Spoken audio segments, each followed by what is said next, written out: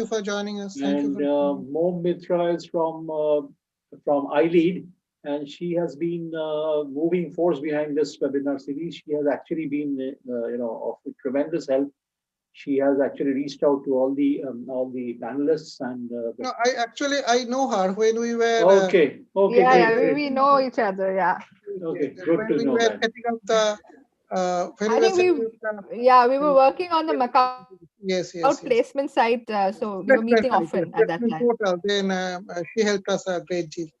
Okay. So Yeah. welcome to the evening webinar. Welcome. Okay. Maybe we'll just wait for a few minutes and see if VC sir would join. Okay. আমি একবার phone করছি ওনাকে দেখি যদি join করেন ঠিক আছে okay thank you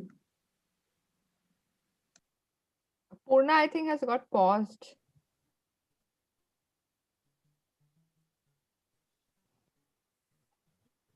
It might be, ma'am, due to some network. Network issue. No, she's back. She's back. Bandwidth. I'm back.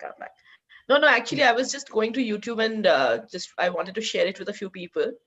Okay. So I'll just go on Facebook. Share the live feed, correct. Yeah, that's exactly what I wanted to do. So that's the first thing. Hi, Mom. I have not seen you in such a long time. I know. Hello, everyone. We are still alive after the corona thing. I mean, not after, it's still on. Yeah, it's right now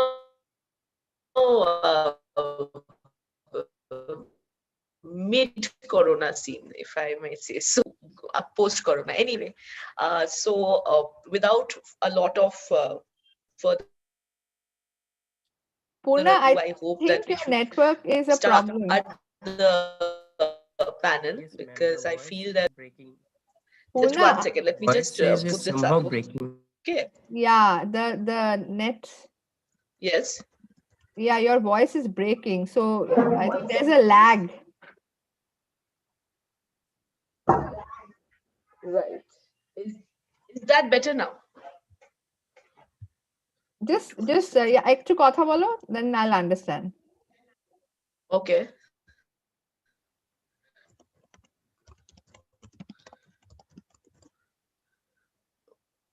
Alrighty.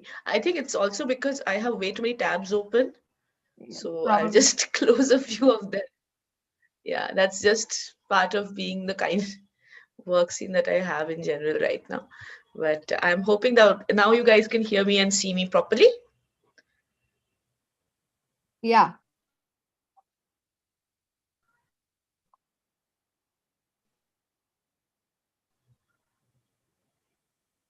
Okay.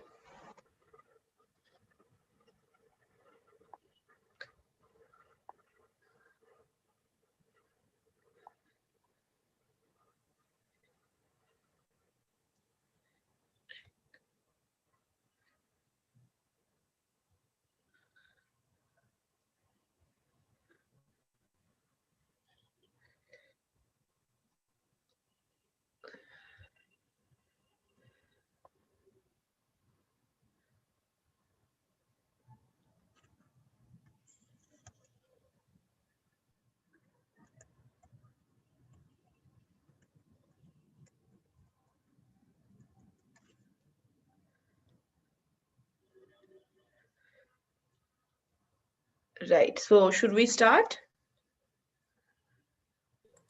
Ma'am, we are waiting for our Honorable Vice Chancellor, sir. Okay. As Sujit sir told that Sure. sir is contacting to sir.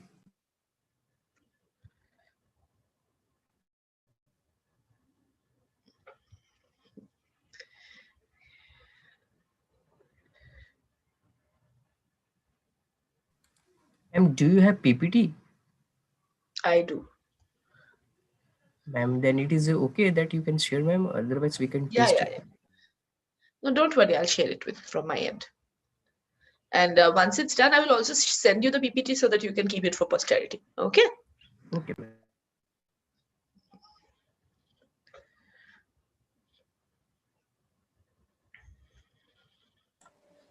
I think let's get started. I just spoke to our Honorable Vice Chancellor, sir, and he might be a little late in joining the program because he has got, as you can understand, many preoccupations, and therefore he has asked us to go ahead. So we will start the program. Good evening, everyone. Good evening, panelists, and good evening, participants. We are on the second day of the webinar series. We have called it Earning from the Internet, and we have got a very exciting array of speakers to share their experiences with everyone regarding their experience with the internet and how they have made the internet the platform through which they have pursued their passion and also have earned a lot of money through that. Okay, I think without much ado, let me quickly introduce Mom Mitra, who is from iLead, and she is going to introduce Purna Banerjee, who is the principal speaker for the program today. Okay. Mom, would you like to introduce Purna Banerjee? Sure, sure. Please go ahead. I am sure that some of you are already familiar with her. She's ever present in the food blogging and the travel blogging circuit, at least of Kolkata, and now often enough nationally and internationally as well. But she started a long time back. She's one of those early bloggers when blogging was not an in thing. She started doing it at that point in time. I think maybe 10, 15 years back. And so she actually knows, she knows this business. That is the most important part, that she has been doing it for so long and before so many people. So she is not, one of those people who suddenly became an influencer. So she has really put in her, like a lot of effort. She has learned from, doing it on a day in and day out basis. And, now she is a leader in this field. Okay. At least, as far as I am concerned in, Kolkata and Bengal, she is, the top blogger, and I absolutely love her and follow her almost on a daily basis. And she has a very particular style, and that is what I have invited her to speak on. That it is not that she see, this is a very interesting segment where you have to criticize someone's food, or someone you can be the reason for someone's downfall, because she is a critique and she is going to restaurants, eating their the food that they have to offer, and then she's writing about it. So now you will see that a lot of people, just because they are getting paid to promote, they will write good things, and maybe the food is really horrible. Okay. And on the other spectrum, there are those people who will actually criticize the food, but then they will not get any job. Once they criticize someone, the other restaurants will say, we can't call this guy. Okay. But Purna has, that is the reason today she will talk about how to position yourself as a brand in this segment. How do you become an influencer, and how do you keep getting these jobs, getting these collaborations?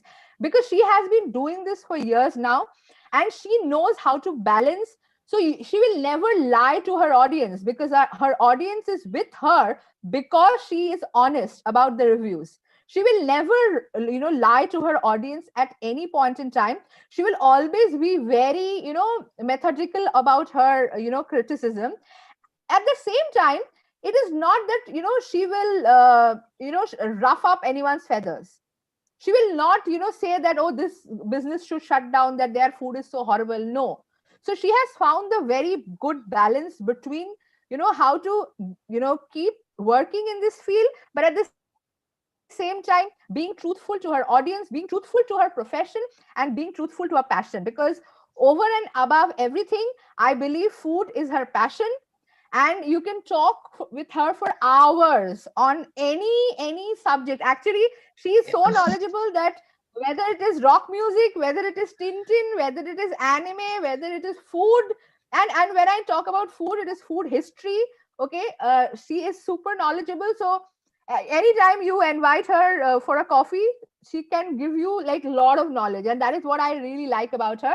But today specifically, she will guide us through this process of how to position yourself to brands in such a way that they keep coming back to you. They keep coming back to you with collaboration offers, because that is critical. Because people who were attending yesterday's session, kept asking Anindita ma'am that, ma'am, how can I become, an influencer, and how can I collaborate? Will the brand approach me, or will I have to approach? So I think those questions, kind of will be answered today in this session.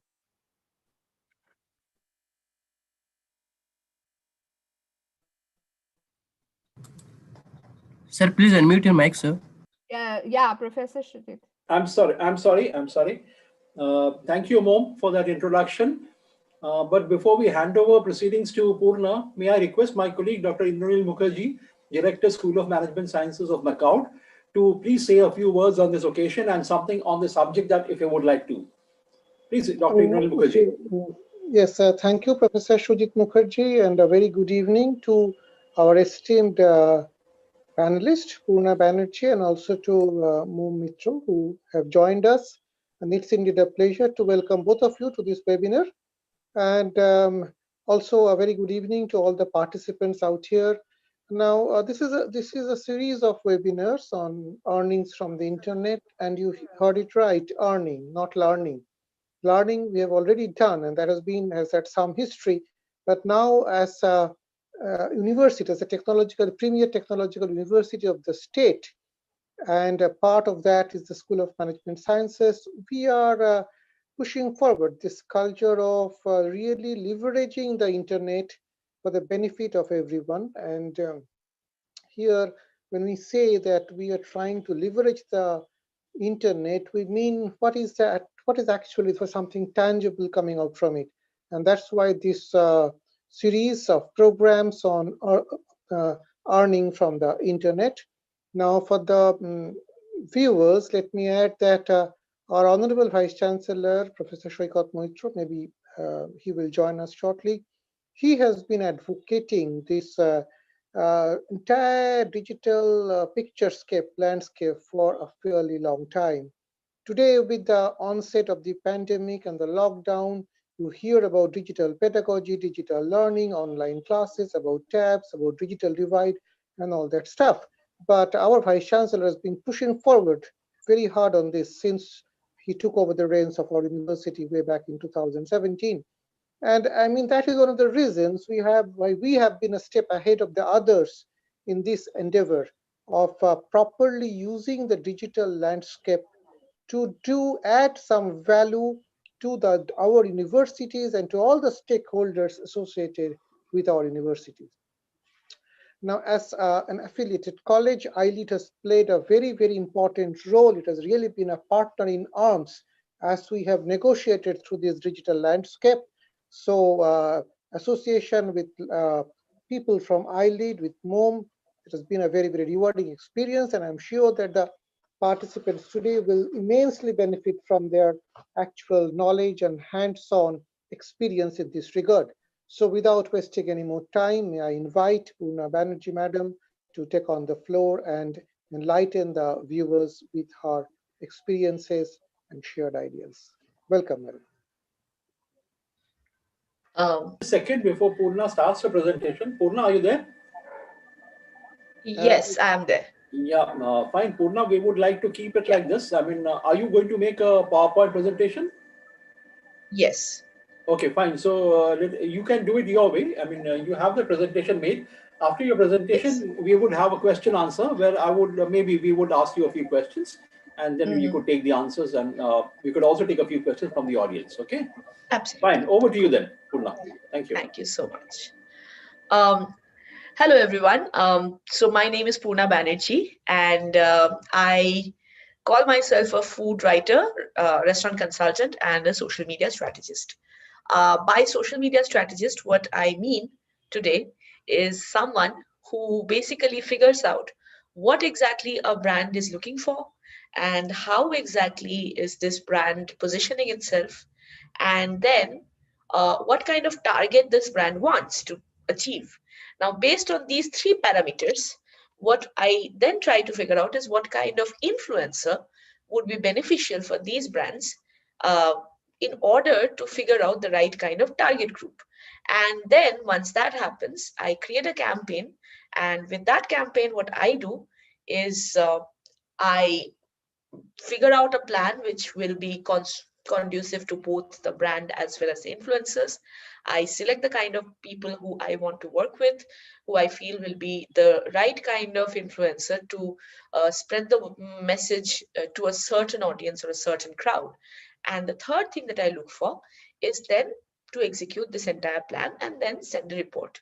So, although this sounds really strange, but it's kind of fun to do this kind of work because I feel that this challenges me like nothing else. So today what we are going to discuss is a little bit about how to build a brand for yourself. And a lot of people talk about personal brand building when it comes to social media as well as other platforms. What I have always believed is that a brand does not get made overnight. A brand takes time, a brand takes a lot of effort, and a brand takes a lot of investment. And all three things, the first thing that you are hearing, these are all slightly demotivating perhaps, but I'm going to take you through this process in a way which is going to be easy for you to understand how you can move from A to B to C. Okay, so the first part that I'm going to talk about before I begin providing the presentation is that from time to time I will ask you guys questions literally in the middle of this thing, and I would want you to answer in the chat section. That would be great. Um, Also, the second thing that I would like to tell you guys is that we will start by a brief introduction of myself, how I came about, what kind of work do I actually do versus what it looks like, and how I did have been doing what I've been doing. So, to be honest, I have always been extremely interested in food. And ever since I was around 7 or 8, I felt that food was one thing that I could be really passionate about. It was something that I was really interested in. I wanted to learn the background of it. I wanted to learn the basics of it. I wanted to know how to cook as well as how to eat. And I would say that over the last 30 years or so, I have been doing exactly that. And my love affair with food has been a never ending thing. With food, I also cover a lot of travel and product reviews, and that's specifically uh, based on my understanding of a particular product or service more than anything else. At the very basis, I feel that if you are trying to be a social media influencer, the best thing you should have is a voice which is also going to be a voice of reason, to be honest. And by reason, I don't mean to say that if you're somebody is fighting, you want to break up the fight. No, by the voice of reason, I do mean that somebody who is reasonable and understanding of what exactly is going on, and then based on those parameters, explain to the rest of the people what their personal experience is, but in a way which makes it more generic slash more impersonal based on my own, let's say, by for example, based on my own body type, skin type, taste buds, etc. So to be honest, I have worked with over 500 brands so far, and actually more probably, I have lost count. Unlike most people, I do not keep a count on the brands I collaborate with. But more than having the brands collaborating with me, what I feel is extremely important to me, and I love that, is that most of the brands which work with me return to me over and over again to get new products, new clients, new things. And that's something that I really like. Some of the clients who I work with quite extensively include KFC, include Grofers, include Taco Bell, include Paradise Biryani, and a lot of hotel brands like Taj, ITC, Marriott, and Hyatt. So apart from this, I also do a lot of social media marketing, PR, and I consult with restaurants to explain to them where they are going wrong with their menu, what kind of event they can conduct, and how those events can get more traction, both on social media as well as on print. So, given all these multiple resources that I have, what I do is I optimize all the available resources in front of me, and I provide something to the brands which they feel is an all comprehensive solution from one particular direction. I do not claim that I am a PR per se, I am not, but I do claim that I am a social media strategist. So, given that on as the outset, The next thing that I would like to do is introduce you to my PowerPoint presentation. And here I'm going to be sharing the screen. And please excuse me for having a very, very basic PowerPoint screen today. And what I'm doing today is explaining to you all how we can build up a brand like this. Okay. So the first thing that I would like to do is everybody would like to ask this: how do I create my brand? Now, this is absolutely important, right? Because not a lot of people know how to create a brand. Of course, you get a lot of people telling you, oh, I know how to create a brand. You create a brand by making a brand. But how do you actually make a brand? That's a very big question, right? So the first thing that I would like to say is that in order to create any brand, first thing you need to understand is, how do I look? What exactly would I would people like to see me as? So as a person, I am an extremely uh, how do I put it? Um, I'm an extremely versatile person, I would like to say. I have a lot of different interests. I have a lot of different things that I like, and I feel that that's something that most people uh, like about me, that I do have a lot of different things that I like to pursue. But when it comes to my brand, I don't do a lot of things there. Of course, there are definitely sometimes when you kind of take a break from your own brand and post something that you want to post. That's definitely there. But mostly, I stick to three aspects of my brand. One of them is food, the second one is travel, and the third one is review.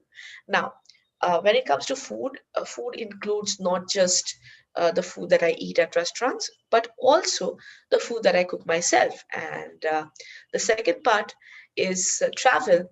And I love traveling, so I do a good deal of collaborations with tourism boards as well as brands. And that's the second part. And the third part is review. Now, when it comes to review, I put up a disclaimer right in front saying that this is a review based on my personal experience, and it is not based on anyone else's experience until and unless I specify the same. Like, for example, sometimes maybe a product that I'm supposed to review is not exactly what suited me, but it did suit someone else. So what I try doing is I make someone else try it out as well, and then kind of understand what the general consensus is based on maybe 3 to 4 different voices rather than just my own. This I mostly do when the product that I'm sent or the product that I'm supposed to work with is not exactly great. But I'm sorry. Definition of how you want to be perceived can be put in very easily. You want to be defined in a way which brands will find easy to work with, right? Yes, that's the first thing you need to understand. If you're creating your brand, you need to figure out how people should like to look at you. So this is like, for example, I am a food influencer primarily. I also write about travel, and I also write about products. A lot of times I write about beauty products because I like those things. And that's all right, because these things are all things that essentially create the kind of brand that I have created over the last 10 years. However, uh, if you are starting out as a blogger or an influencer, the first thing that I would like to do is tell you that what you should understand is that it's better to stick to a particular genre and go with that. Like, I work with food and travel, and that's exactly the genre I have created for myself. But to create that, it took me quite a lot of time to establish that particular brand in the market.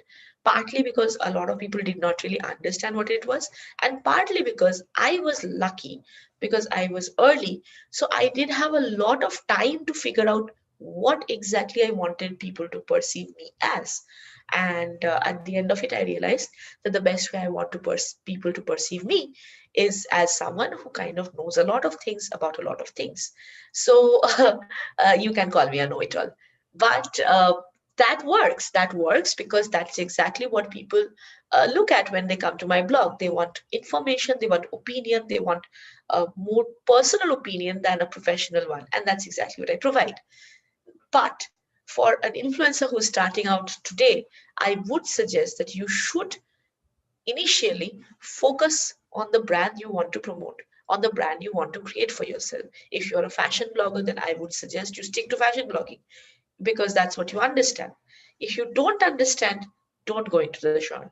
If you're not willing to do research, don't go into the genre. If you're not aware of things which are happening and if you're not willing to learn, don't go into it.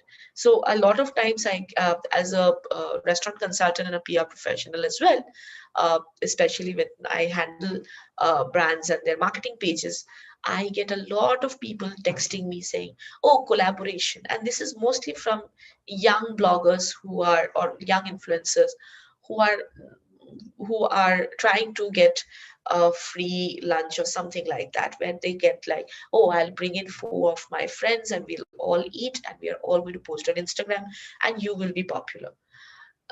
So I have to tell them that this is not how it works. This is not how it works because uh, before I recommend any person to any brand, I actually have a portfolio or dossier on them for a span of at least 3 to 6 months, and I see how they have evolved.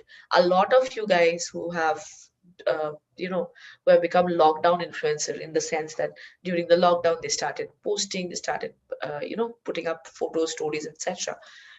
That is something I have been seeing a lot. A lot of people see that social media, oh, great, great, it's a great second earning opportunity. Or my friend is a fashion blogger, I want to be a fashion blogger too. These are the things that are happening. Aspiration is great, but don't go into it until unless you're actually aware of what you're talking about. Research, learning, and a genuine love for your subject matter will get you way more than anything else. And brands are not stupid. And as time is passing by, brands are becoming even more involved into social media. They are getting very, very interested in how certain influencers work, and they're willing to pay good money to the right kind of influencer. And for that, if in order to get that kind of money, you'll also have to build that kind of content. Of course, a lot of times people get money via fluke because maybe the brand did not really understand what kind of influencer they were looking for, so they went with certain people, or the marketing person messed up. He basically went in and just uh, did some little research and just put up 3 4 page people who he thought were his friends or something like that. It has happened. But does that really translate into the right kind of marketing? My answer is no, because in the long run, a brand is not a fool. It will realize that these people, they are not giving any real conversions or real, it's not reaching out to the real target audience. And the moment that happens, they are going to back off. They are going to say, no, we are not going to work with you. Sorry. And that's how people will come and they will take maybe 1 or 2 of your events, and then later, then they are going to disappear. And that is really sad. Over the last 10 years, I've seen God knows how many influencers come and go. And all I would say is that the most important factor that you need to do if you're building up your brand is to create and stick to a genre, and also be in a genre which actually uh, is something you're passionate about. Because if you're not passionate about it, it won't work. The third thing that you have to understand is that communicate your promise, in the sense, uh, what does communication mean? The way you are presenting or expressing yourself, right? Your platforms are also exactly that. If someone sees you post sponsored content consistently, like every post that you're posting or every second post you're posting is just a, it's just like, oh, I collaborated with this person, oh, I collaborated with that, they will not at the end of the day really respect you or even believe you, because all you are doing is posting content which is either given to you by someone else, or you're getting paid for it. This kind of brand building also requires some amount of investment. You will have to spend your own hard earned time, effort, and money in order to create that brand. And that's something that I cannot emphasize on enough. So, today, sitting here in 2021, I can very, very happily say that every single month I spend a certain amount of money, which is kept exactly for one purpose, research work. And that research work means eating out or cooking or doing something which will have a value which goes beyond anything else. I mean, every single day I get at least 3 to 4 collaboration requests, and these collaboration requests are from brands which will be like, oh, I want to send you food, or we were willing to pay this much of money, please promote, talk about us. And I'm very politely, most of these I have to reject, simply because I do not want to be that person who puts up a sponsored post. Every second post or every post is a sponsored post. This place is great, this place is great. What exactly is great about that place?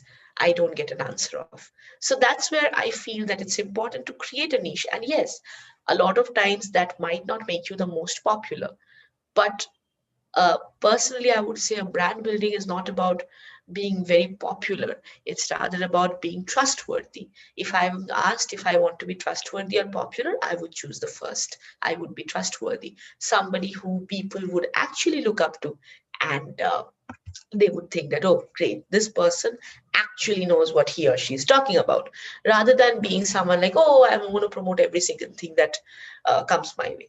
So be consistent with your brand image and build up a brand which people can actually trust, because nothing can become a better brand than a brand which has a lot of trust. The second thing is very important. Why do you exactly need to become a brand if you're an influencer? This is something a lot of people have asked me. Why? Why do I need branding for becoming an influencer? Doesn't make it required, right? Right? I'm just posting, right? Any day I can stop posting and I'll be done. Okay. The thing is, there are certain things which brands also look for. One of them is they will look for an influencer who can express themselves in a good way. You don't have to be very you don't have to be, I'm sorry for using this word, but you don't have to be the Shashi Tharoor of linguistic capabilities. You don't have to write in super complicated language. You don't have to be very vocal as well. You need to be clear. At times, a picture says 1,000 words. A good photo, a well shot image actually can convey a lot more than most people think.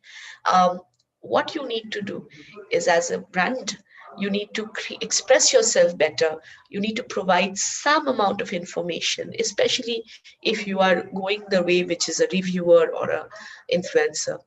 You do need to connect to your audience. You do need to interact with them. I have seen a lot of so-called influencers who feel that they don't need to connect with their audience, and most of the times I have seen that these people are the ones who are really badly ignored in the long run, because after a point when your audience realizes that you act or think like someone who's like a god or someone who cannot be touched, then they lose interest in your content, because the way they are connecting with you is because they want someone real to connect with, someone who actually shares their enthusiasm. I will not like mention names, but there are plenty of influencers in this country who do that, and I feel that that's something that influencers should actually cease and desist from. I mean, there are definitely a lot of troll comments people get, a lot of just hi, hello comments. But if there is a genuine inquiry, or if there is a genuine connect, or if there is a genuine uh, thing that they are asking for, then it's a good idea to answer that. If you can't answer it, just say, okay, I'm sorry, this is something that we can't reveal, but that's fine. The next thing that you need to do is understand that an influencer can also build up their portfolio with this. Many person in the PR field as well as the marketing field today look for people who have a great social media connect, because how will you judge others until you judge yourself, right? So that is definitely something that we look for. A lot of us look at the business portfolio, whatever you're calling it.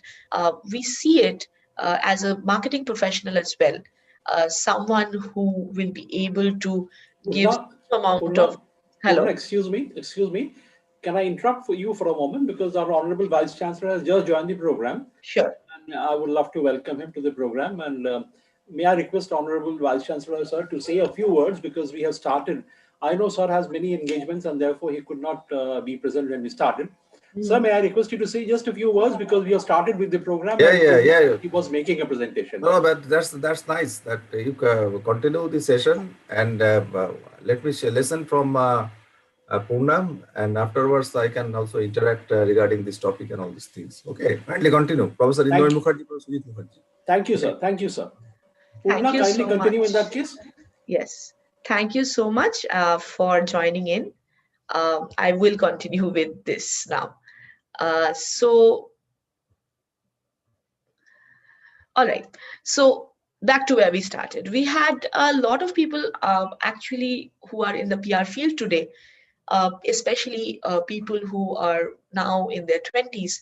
I would personally say that if you want to pursue a job in PR and digital media, then you also need to understand the kind of work that goes behind the scenes.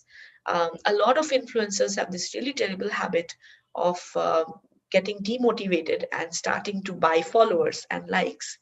And this is like a vicious circle. You will not be able to get likes and follows after a point of time from genuine, reliable people. Your engagement rates will drop, and any experienced, seasoned PR will actually spot you from 100 feet, and would just say, okay, let me stop you right there. We don't want you to work with us because you have bought your followers, so you do not have genuine content. So people will not really appreciate you until unless you have genuine content. So to have a better social media clout, as well as better social media uh, persona, as well as better reach on search engines like Google, you will need to do a lot of work in order to become a brand. And those things will have to have a lot of dedication added to it. The last part is, of course, the very important part: money. Branding a better brand will get you more money, because as a brand you will be commanding a certain price which other influencers won't do. I mean, let's put it this way: as an influencer like me or someone else, we all are promoting our own brands to, let's say, a media house, and those media houses are picking us up on the basis of the fact that I am a better brand, let's say, than a lot of other people. And now the question comes, how can I create and maintain a brand?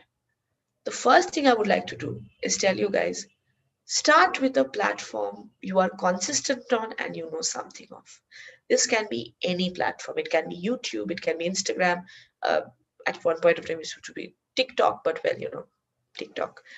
And you should be conversant in that platform.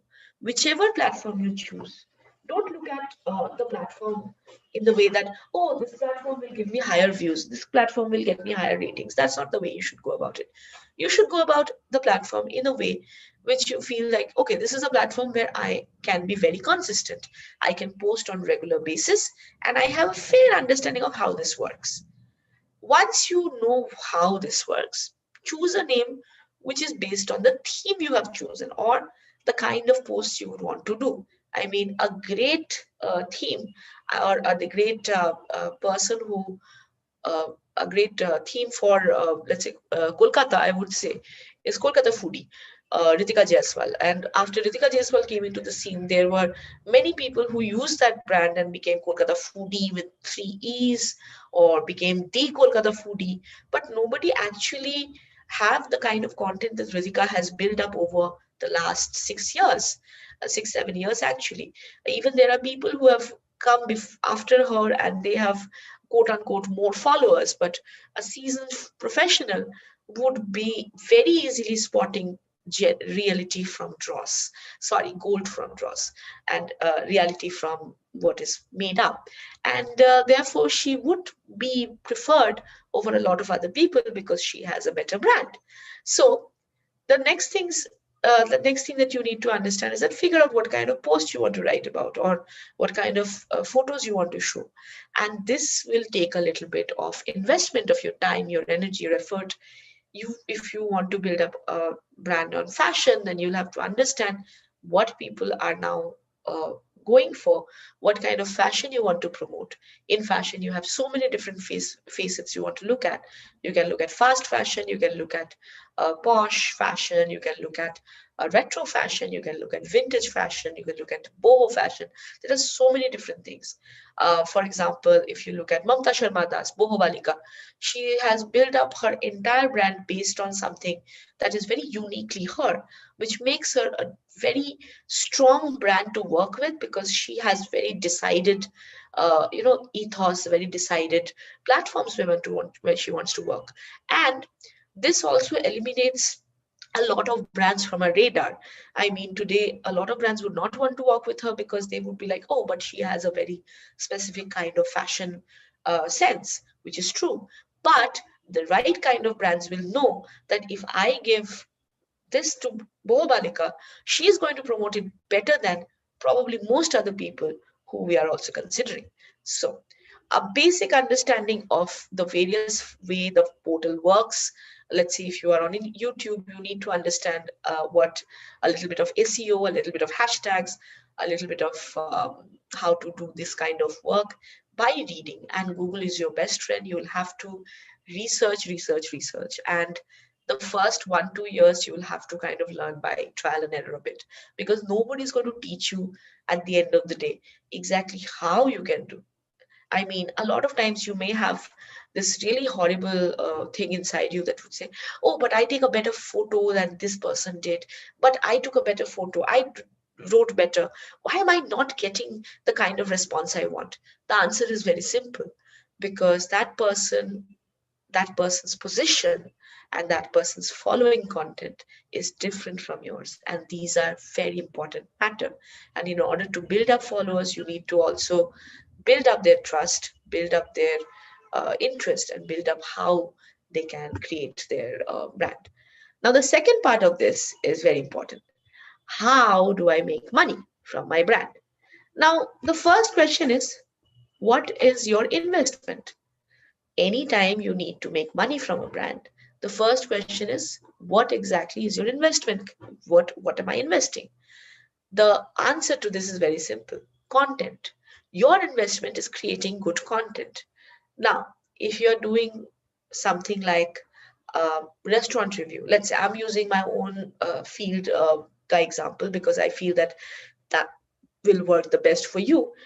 If you are, let's say, providing content in the food industry, if you're, let's say, reviewing a restaurant, then the first thing you'll have to do is probably pay for your food. And I get a lot of people messaging me as an influencer and asking me that, oh, but I saw your videos, I see your post, you are so cool. How can I do this on my own? And the answer is, you can just do this by first paying for your food. Go to at least 20 places and eat their food and figure out where they are going right or wrong.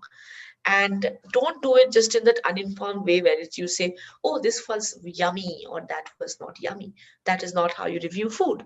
In order to review food, you also understand what food reviewing actually is. And so for that, I would personally say, read up about the food, read up about these things, and trust me, nothing is better than learning from others.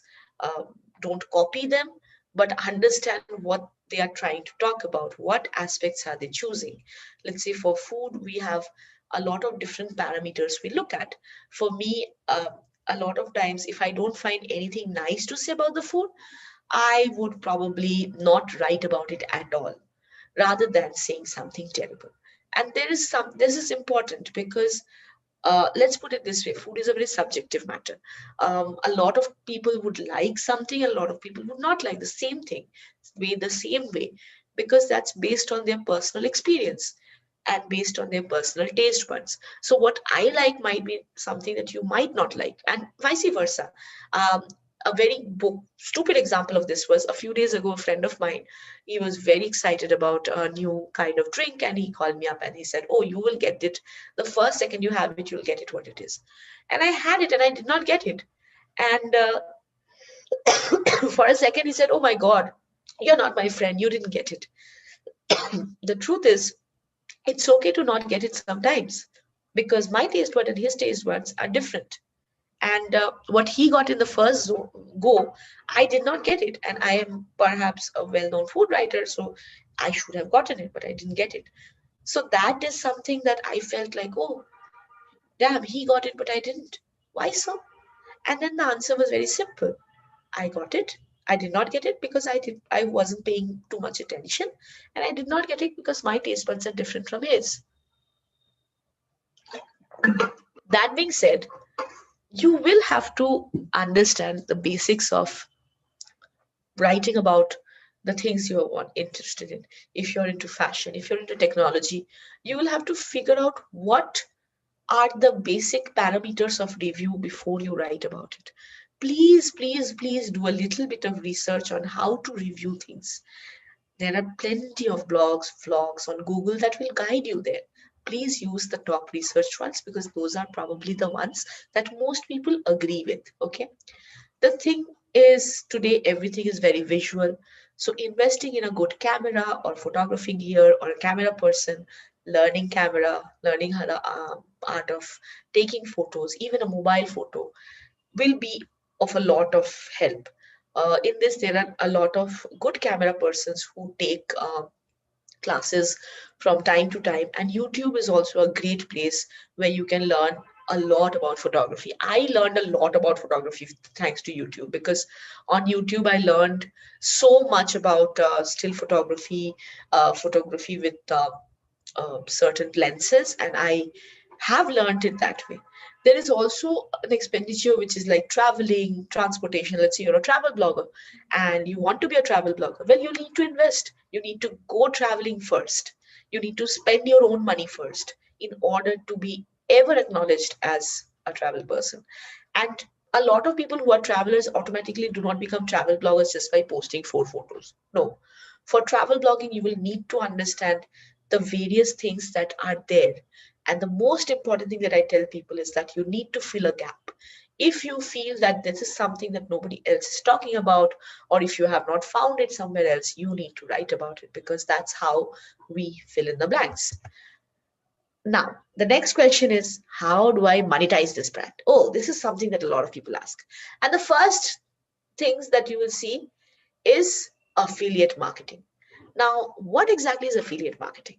So a lot of times you will see brands will call, if you're a new, especially if you're a newbie, brands will want to understand what kind of uh, what kind of influence you have on your followers by giving you a particular link.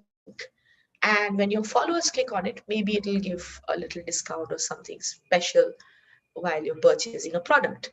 And after they have purchased the product, a little bit from the profit or a little bit from the entire sale comes to you. This is affiliate marketing. This is the very basic monetization for your brand. A lot of times it's a swipe up link on your Instagram story. A lot of times it's a click on your bio that happens. A lot of times it's an affiliate post on your blog. It works.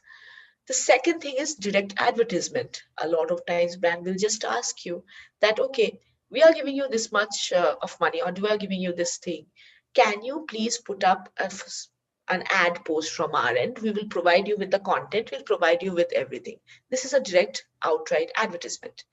And this advertisement is based on the fact that you are the right kind of target for the markets to work with. Okay, for the brand to work with. So that's second. Third is collaboration. Now, when it comes to collaboration, this is something that a lot of people ask me. Do I go for collaboration or does the brand come to me? Ideally, it should be the brand coming to you, because then you will be able to negotiate a good deal for yourself. The moment you ask for collaboration, you tell them that this is what I want to do, the brand will be like, oh, okay, I don't need this person, then that person needs me. Okay. So you will have to be reasonable enough to understand that collaboration is better, always better, when it reaches out, when the brand reaches out to you rather than the other way around. In case you are reaching out to the brand, you will have to have that kind of a portfolio where the brand will actually find it relevant to hire you or to keep you on as a collaborator. The next one is barter product. I get a lot of this for a lot of brands I work with. Mostly it's skincare beauty brands. There's a huge number of people who ask that barter. Also for travel, there is a lot of people who will ask for barter. What's the thing? They would say, oh, I would like to come over to your property. I want to do this. In return, I'm going to post a review, but I will not pay for it. Or you'll have to give me a discount. So here, the question is, as a brand, I am going to look at your profile and I am going to check out what kind of follower you have. If I don't feel you are worth it, I will not take you in. And that's the very basic of it. So in case you are in that zone where you are trying to go for a barter, then ensure that your target audience or the kind of audience you have are also kind of interested in this kind of product, because otherwise the brand won't like it. Like for example, if you are, let's say, a food blogger and you see that Lakme is collaborating with some fashion bloggers, and you go to Lakme and say, oh, I'm a food blogger, can I get some of those products for, and I'll review them. Lakme will laugh you out of the place. Why? Because Lakme would be like, okay, you're not a fashion blogger, you're not a beauty blogger. Why will I collaborate with you? You write about food. Your audience is used to watching you, cook or go to a place and review it. They will not entertain you because they know that your genre is different from their genre. Your target audience is different from their target audience. Now, the next question is, what kind of risks are involved? First and foremost is hacking. A lot of us, we get so many, I have to admit, I have to put up so many security barriers for my blog, for my Instagram, for my Facebook, simply because I do tend, a lot of people tend to try to hack me. That's something that has happened. The second one is your content getting plagiarized and or photos being stolen from you. And that's something that a lot of people do without permission, and that's horrible.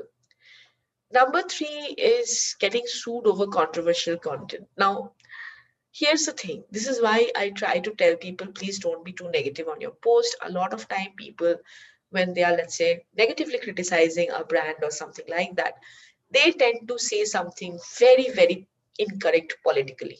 And this is something that I personally think gives a brand to the opportunity to sue you, the opportunity to, really, really, really mess your life up.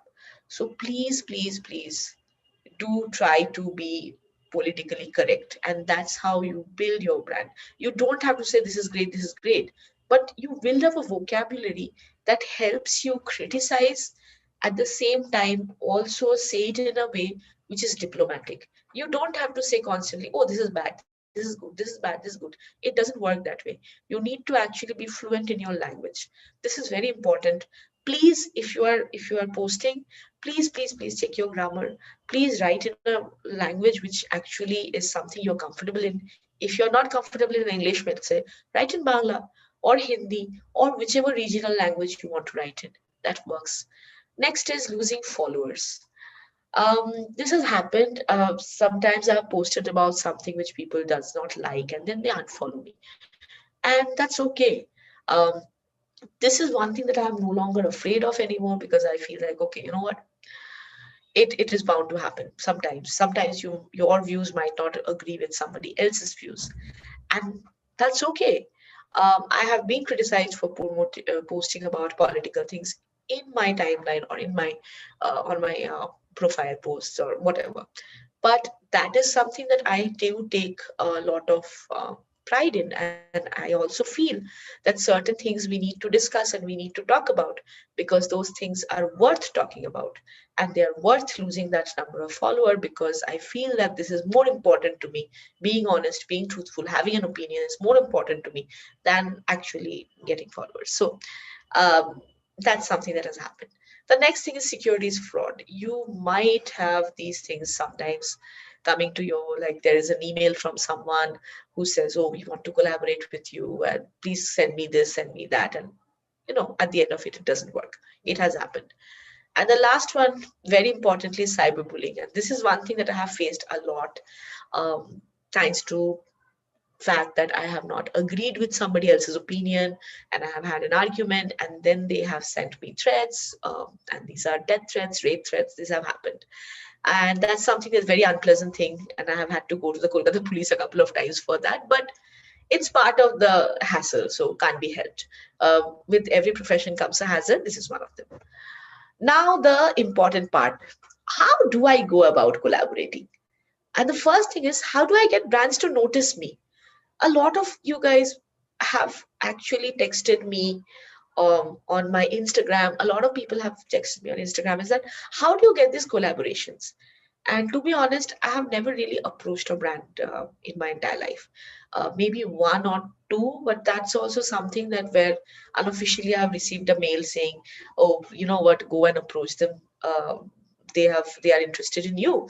Go and approach them, and you'll get it." That's how it is. So the moment you approach a brand, you're losing points. You have to let the brand approach you. But in order to let the brand approach you, how will you get them to notice you?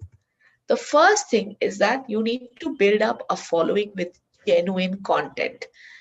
You need to create that follower base. That is something that's a non-negotiable thing. If you don't have that follower base, better not work with it, sweetie. It's not for you. The second thing is tag a relevant brand. If you are, let's say, if you're at a review and if you're trying to provide a review, you like something or you don't like something, tag that brand. Don't tag thousands of brands or thousands of places just to get attention. That does not work. Do not randomly tag a brand and criticize it just to get some attention. Like, this has happened so much. You just go and you randomly tag a brand and just start bad mouthing it. Oh, you know what? This is horrible. This doesn't work. This doesn't work. That doesn't work. It does make you very unpleasant to the brand. And a brand which feels that, oh my God, this guy or this girl is threatening me. This person is really mean and dishonest, or someone who's just saying things, shooting off of his mouth or her mouth. They would just, not only will they not uh, ban you, they are also going to just unfollow, they're going to block you, and they're also going to spread the word, because a lot of brands are handled by the same PR people or the same media houses, and one area can get you blacklisted, and that's something that I have seen happen. So be very careful what you're writing. The next thing is make valid statements that can be discussed. Like, let's say if you feel that this brand is doing something good or something that's not so good, you create a logical argument around it. This is why I feel it's not right. Don't just say, this, I don't like it. Why do you not like it? What is giving you that question of validity? This is important. Do not be outright negative without cause. Please don't. This is something that I have to emphasize on over and over again. Just don't be a negative Nelly. Please, please, please. Negative publicity is not your friend. They will never help you. In the long run, it will not help you. There is this one recent incident that I can talk about. A brand recently brought out a kind of food that most people did not agree with, and there were bloggers who were defending it. And I looked at these particular arguments, and most of those arguments were like, no, I like it because I like it. That's it. But why do you like it, or what is the reason behind you liking it, is something that nobody talked about.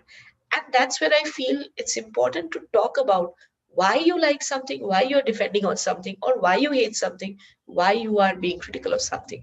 It's important to know why. And now the important part. How do I create this portfolio? Always approach a brand with a portfolio of yours. Provide your essential details, like who you are, what kind of blogger, what kind of influencer are you, what kind of things do you follow, what's your genre, your contact details, a photo at least to recognize who you are. What are your profile handles on different platforms? How many followers do you have? What kind of engagement rate do you have? What kind of insights do you have? And by the way, it's better to always check with a third-party app, a reliable third-party app, to figure out what kind of engagement you have. Then, if you are doing some kind of collaborations already, um, write down the kind of brands you have worked with. And if it's a relevant brand to this sport, like this particular brand, it'll be better. Don't, if you are approaching KFC and you have like a fashion brand, please just don't. That won't work. But if you had a food blogger and you're approaching KFC and you've already worked with Burger King, then that can work, because then KFC sees that, oh, Burger King, a rival brand of ours, they have worked with this fellow. Okay, that means this person might be good for our brand too. So that's how it is. Make relevant content and make relevant posts. And also add some links of posts that you think have got good engagement. And this engagement doesn't just come with great likes or follows. It's also a post which you feel has given people some relevant returns. Some maybe a post which has 100 likes, but with that 100 likes there are also people who are going to the place and talking about the fact that, oh, you know what, after your recommendation I went to this place and I really liked it. That would be a good way of start. Don't go by likes, don't go by just, oh, two good comments. Go by those comments which are giving brands an insight into what kind of followers do you have and who are converting, which are, how can you provide some conversions from your brand. And now, very important, how do I approach a brand? If you are collaborating, do not randomly post the same content everywhere. This is something that I hate. You post the same thing on Facebook, on YouTube, on Instagram. Please don't. Try to make different content from different platforms. There might be people who are following you on all three platforms. For them, it's better that you are collaborating, great, but you don't post the same thing over and over again. If you are approaching a brand, just don't send them the same generic uh, post everywhere. Ensure that you have done a little bit of research before you go in. For example, let's say a brand like, let's say, uh, Fast Track. Fast Track once messaged and said that some idiot had approached them and they thought Fast Track was a bicycle brand, because they really did not see what the brand was about. They just thought that a photo of a bike meant that Fast Track was selling bikes. This is terrible but true. Um, be honest about what kind of post you want to do. If you are like going there, you give them a plan of what you want to post. Like, just don't say that I want to collab. Write that this is what I want to collab about. Let's say you find something interesting. You go to a brand, you say, oh, this is what I think looks good. I can write about it, and I know that there are my followers who would want to read it or want to see it. Then you talk about this to the brand, talking about a very specific thing that you want to do. That helps. The more important factor is go through the right channel. And this is very important. A lot of times bloggers influencers just randomly bombard or spam brands with posts like, I will give you a review package. I will give you 10 bloggers who will be posting about it. Trust me, established brands will never want to have too many people posting about them. They would only want to have the relevant people posting about them. So maybe one good person than 10 not so great person will work for them. But in order to do so, please go through the right channel. If you are looking at the contact us section of any website, you will find in a lot of places you have a section which is for bloggers and affiliators, or people who are interested in affiliate marketing, or people who are interested in collaborating.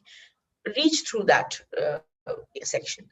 And if the brand is not interested, if they're telling you, I'm not interested, please don't abuse. Please don't be rude to them and say things which are like, oh, you're going to you're going to be very sorry that you lost me. Don't do that. Be polite, be courteous. If the brand is not interested now, they might be interested later. So wait for it, be patient. And last but not the least, if you have not collaborated, don't lie about it. I have had a lot of influencers who would go to a place, pay for their food, and then write about sponsored content or hashtag collab. Brands are not stupid. Also, brands are also going to cross-check your question, cross-check your answer. They will cross-check it. They are not stupid. And the moment they will realize you're lying, they would not take you on. They would absolutely reduce. You might get away with it once or twice, and the third time, the moment you get caught, it won't be a good thing. So thank you so much for attending this session. I am now going to take in a few questions from you.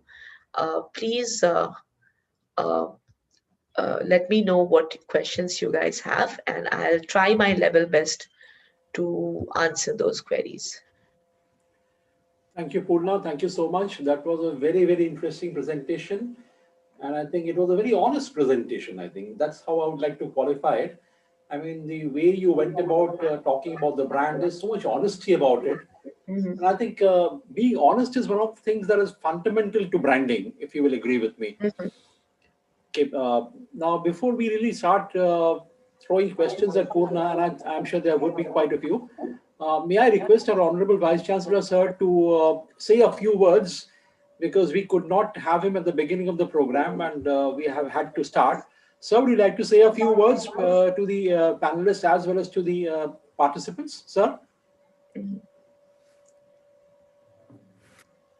Well, it's a nice session, and it's a great learning for all of the participants. Now, I believe that the student participants from them we have conceived these programs, how they get these experiences of the activities of doing something so that they can earn while sitting at their home. Because this is a future. Future, I said earlier, yesterday also, you have to acquire knowledge from this internet while you're at your home, and not in a formal manner, but at any time you will have these aptitudes, and you will have this these attitudes in getting knowledge, and at the same time how to apply this knowledge for your self reliance, for getting the capacity of earning, because this is the most important part. Whenever you will start earning, it will definitely give you some sort of the self confidence to face the world, self confidence with which you can pursue your life, your career, all these things in the positive directions. And this culture we need to inculcate amongst all of us. Yesterday I told that for a long period of time we remain dependent on our parents, on the society, on the governments, but the time has come now. We should find ways how to make ourselves more self-reliant, more this self-supportive, and this is the initiation.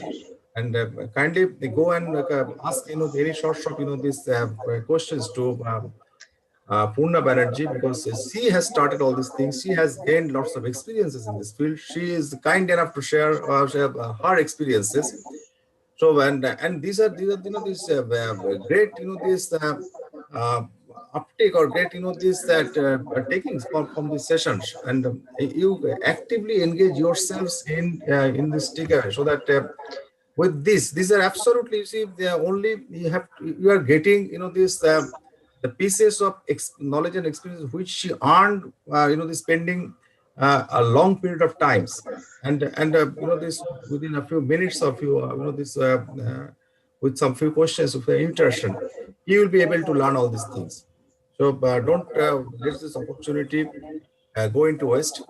Try to ask these questions which are useful for you, which will be useful for taking up a decision in exercising your ability for this for the purpose of earning from the internet. And I my sincerest thanks to Munna Banerjee. um, this is the this is the first time we are interacting, but maybe this is just a start. We will have more programs like this in near future.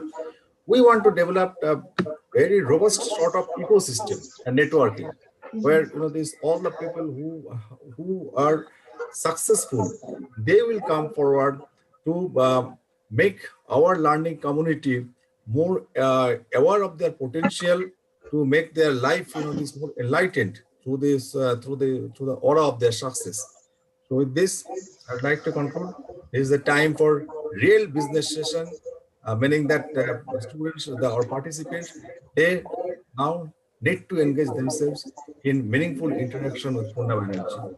Professor Sujit Mukherjee, you kindly help in this process. Thank you, sir. Thank you all. Thank you, sir. Thank you very much, sir. Thank you so much. Well, Purna, what I would like to do is, I'll ask you some questions myself, which are coming to my mind, and I'll also mix it up with some of the questions appearing in the chat box for the question answer session. Okay, Purna, if I can ask you, are you full time onto this, or do you also have an alternative profession? No, I'm full time into this. I actually switched my profession. I used to work with different things before this. Becoming a influencer and a social media strategist and a consultant was something that I felt was required by me because I was not I could understand that I wasn't able to give all of my dedications to this field until and unless I really took that extra step and uh, stopped being doing other things. And to be honest, I started blogging in 2005 when blogging was something that was completely unheard of, and that was a personal blog.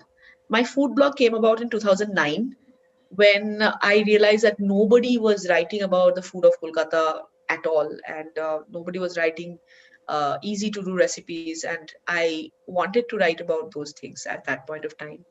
I also took my time to get into consultation, etc. Until and unless I was fully kind of confident about the fact that I knew how to work with things, I would not. And it took me some amount of planning in order to do so. I did not one day randomly leave my job suddenly and say, oh, you know what, I want to become an influencer. It does not work that way. Influencer, for the very at least for the first 3 4 years, you will need to keep it as a side, on a side, until unless you're actually validly earning a certain amount of money every single month, uh, which is more or less assured. As long as you have that assured income which you feel is comfortable for you to uh, make sure all your basic expenses are paid, then and only then can you actually consider becoming an influencer, or becoming someone like me, I guess, uh, something which is a viable profession. Because for me, my father is a chartered accountant, and he always believes that someone who is like me, it's important for me to understand what my financials are like, and how where my money comes from, before I can actually make a decision. And I would have to be honest here. uh, I have different professions because those professions have the capacity of paying me a certain amount of money every single month. And that is why I have that profession. So from strategizing, I get a certain amount of money. For my endorsements, I get a certain amount of money. From certain lectures, as well as certain other instrumental professions like consultation, I get a certain amount of money. And I definitely do not put all my eggs in the same basket, which I feel is something that most people should understand, should learn. Like, the way you invest is the way you also reap what you sow. So investing your time, investing your energy, investing the kind of things that you're doing is something that you will have to be very careful about, and you'll have to actually portion it out and understand what it might give you in the long run. So if you are starting off as someone who's uh, thinking that I will do this full time, I would personally say don't start doing it part time, as part of your life, and just make it a natural process. Don't force anything. And after a point, if you realize that this is exactly how I want to go, uh, and this is what is giving me the right kind of financial returns, then and only then consider taking it up as a full-time profession. Yeah, absolutely. We had a speaker yesterday on this show who spoke on travel. She's a travel influencer, and she did say that earnings in this in this kind of a format are sporadic. They're sometimes high, sometimes low, and therefore you really cannot say that I earn a certain amount of money every month. That is not how Yeah. it works out. Yeah. So what are your views on this? So I would not be able to talk about her because she and I, we have different approaches. I do have a lot of collaborations with brands and restaurants and hotels and tourism boards, so that does pay pretty well. But that's not the only source of income. Sporadic is the right word she has used. Um, it does happen that sometimes you get a lot of money, sometimes you don't. So what I generally do is I start by getting something where from where I will get like a secure amount of money every single month.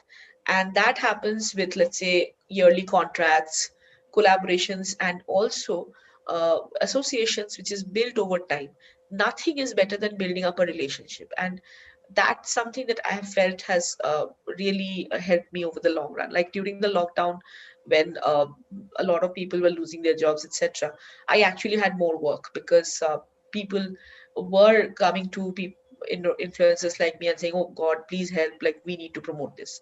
So at that point of time, I was doing a lot more work actually, and I still am doing a lot more work than I'm generally supposed to do. But that also is very rewarding because you feel that okay, this is where I can actually help.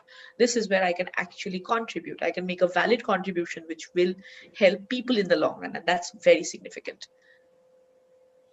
Okay, yeah, Purna. Now, let me ask you a question that has been posted on the question answer box. It's from Shomik Banerjee. She's saying, "Ma'am, currently I run a YouTube channel and a Facebook page posting my cover songs. I get too less number of views that I can get demotivated, but I still post covers. What to do to get the most engagements possible?" First of all is do not share things yourself. Make other people share your posts, make other people share your videos. Here your friends, your family will be at first annoyed, but if you are someone who's a pretty good singer, they would after a point of time start doing it voluntarily because you're a good singer. The second thing that you should do is that if you're doing covers, understand that cover song, the best way of going about posting cover song is to create your own style while you're doing the covers. um, if you are, let's say, a fan of certain genres or something, then you need to give it your unique twist when it works. And if you are not getting enough views, see, this is something that you can't really help. Views are something completely dependent on the number of people who are liking, sharing, and the way YouTube is suggesting. The only way you can go about overthrowing this is by posting regularly, consistently for at least a period of 3 to 4 years. And that's something that will take a lot of your dedication, that will take a lot of your time. But trust me about this, it's important to keep on posting because you never know which one might shoot up, and YouTube is actually very unpredictable. So that is why I would personally say that it's important for you to figure out how it can work. Okay, we have a question from Tisha Dashgupta, and she's saying, "Hello, ma'am, I want to know a solution about plagiarism. 2 years earlier, one of my photos that I clicked during Durga Puja, it went viral, and some people uploaded my photo calling it their own. Oh My God. friends did protest for that, and I'm really, really thankful to them. Can you tell me what should one do here when this kind of things happen? What's your opinion?" Get a lawyer. This is the first thing that I'm going to tell you. Cybercrime is actually a thing, and it is something that we have had. I have seen this happen to a lot of people, including myself.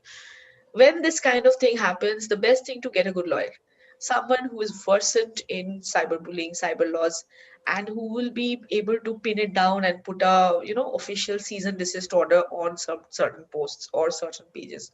Report the post, get valid proof that you have the original authority, and also report to. Uh, you can actually report it to the pages and have this done to yourself. Nowadays, cyberbullying and cyber crimes are taken much more seriously than before. So I would definitely say that, figure out if you know someone who's a good lawyer, who's a good cyber lawyer, and then work with that person and send people a legal court order. That's something that I had to do for quite a few of my posts. So I know this part a little bit. Okay, fine. Shoham Roy wants to say that, ma'am, I want to be a science blogger for people having keen interest in science. I even have a Facebook page, Science Archives, having 750 plus followers. How can I reach more to more and more people?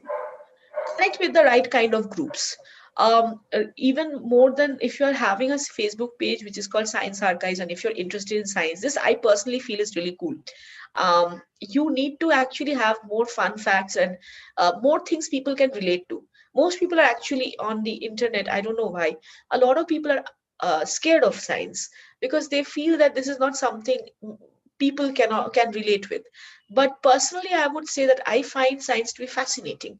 And when you connect with groups on Facebook, on Instagram, who are also interested in this kind of content, you can share your content there and you can make new contacts there. And since you already have a brand which is kind of worldwide acceptable, I would personally say you should look around for uh, on Facebook as well as on other portals. You should look around for the kind of platforms which encourages science, which encourages more posts about them. That you can also think of expanding this to other platforms like Instagram or Google, and then just have the content posted in different places with a little bit of change in your content so that more and more people can appreciate and acknowledge it.